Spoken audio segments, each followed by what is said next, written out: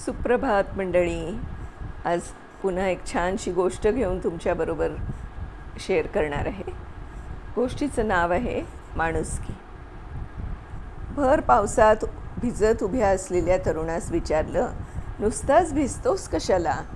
तो उत्तरला, नाही साब.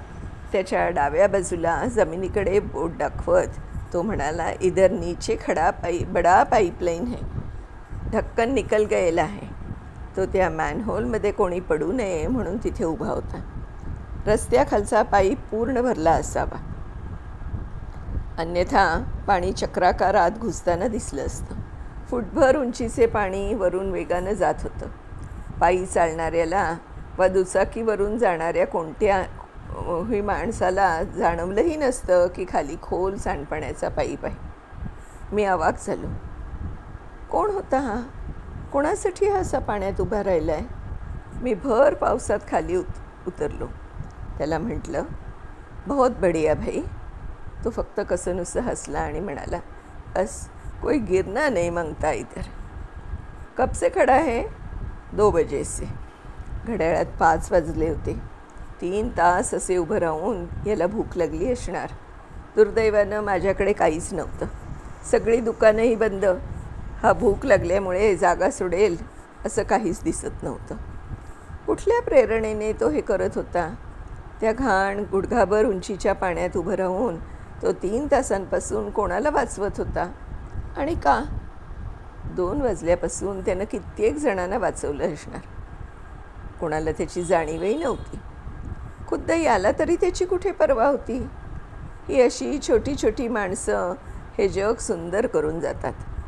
मागच्या डिसेंबरमध्ये दादरला फुटपाथवर एक आंधळा म्हातारा काल निर्णय विकत बसलेला दिसला.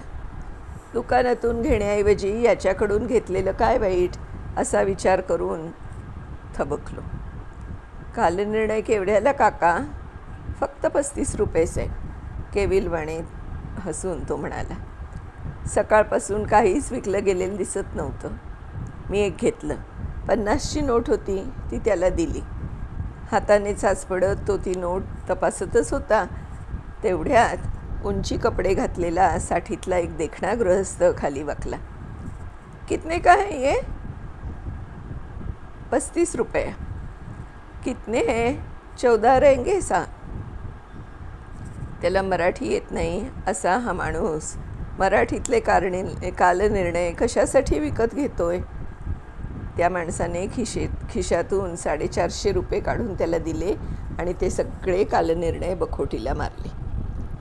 मी आश्चर्यचकित. छापील किमतीत विकत घेतोय म्हणजे पुनर्विक्रीसाठी निश्चितच घेत नाही आहे. तसाही कपड्यांवरूनही हा असले किरकोळ धंदा करणारा वाटत नव्हता. तो गृहस्थ थोडा पुढे गेला असेल. मला राहवलोच नाही. मी थांबून त्यांना विचारलं, हे मूळचे लखनौचे महोदय एअर इंडियातल्या मोठ्या पदावरून नुकतेच निवृत्त झाले होते. शिवाजी पार्कला स्वतःचं घर होतं. एकुलता एक मुलगा अमेरिकेत स्थायिक झालेला होता.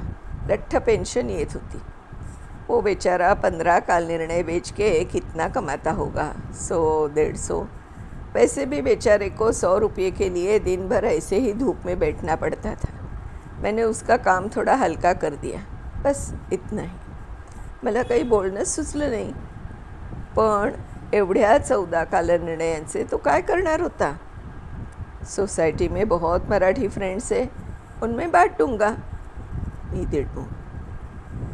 तू 1 मिनिट लेट आता तो तुझे भी फोकट में देता.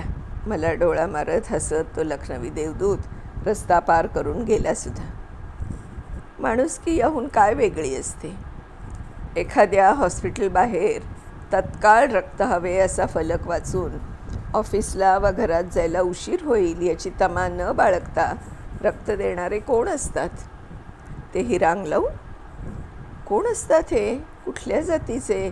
कोणत्या धर्माचे? भैये असतात की आपले मराठी? मुंबईत रस्त्यावर चहा विकणारे लाखो चायवाले आहे.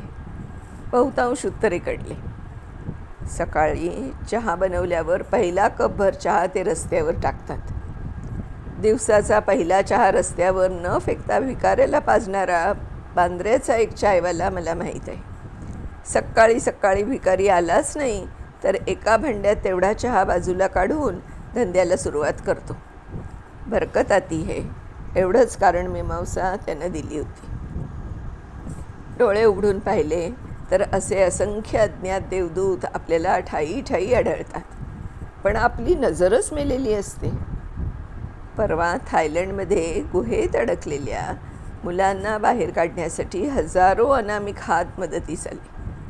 गुहेतले पाणी पंपानं बाहेर काढावं लागलं. ते पाणी कुठं फेकलं? ज्याच्या शेतात ते पाणी फेकावं लागलं त्या शेतातले 3 एकरातले उभं पीक या पाण्याने अक्षरशः वाहून गेलं. एका छोट्या शेतकऱ्यासाठी हे केवढं प्रचंड नुकसान. एका पत्रकाराने त्या शेतकऱ्याला या नुकसानीविषयी खोदून खोदून विचारलं. नुकसानीविषयी विचारलं तेव्हा तो म्हणला, नुकसानीचं काय एवढं? मुलं वाचली ना, पेरणी परत करता येईल, मुलांचे प्राण परत आणता आले नसते. हे उत्तर ऐकून डोळ्यात पाणी आलं. हे जग सुंदर आहे. ते सुंदर करणारे अनामिक देवदूत आजही या जगात आहेत आणि राहतीलही. फक्त तो तिरस्काराचा, आत्मकेंद्री स्वार्थाच्या काळ्या काचांचा गॉगल डोळ्यावरून काढला पाहिजे. पटतंय ना मंडळी? आपणही अशीच माणुसकी दाखवत राहूया जेव्हा आणि जिथे जमेल तिथे. धन्यवाद.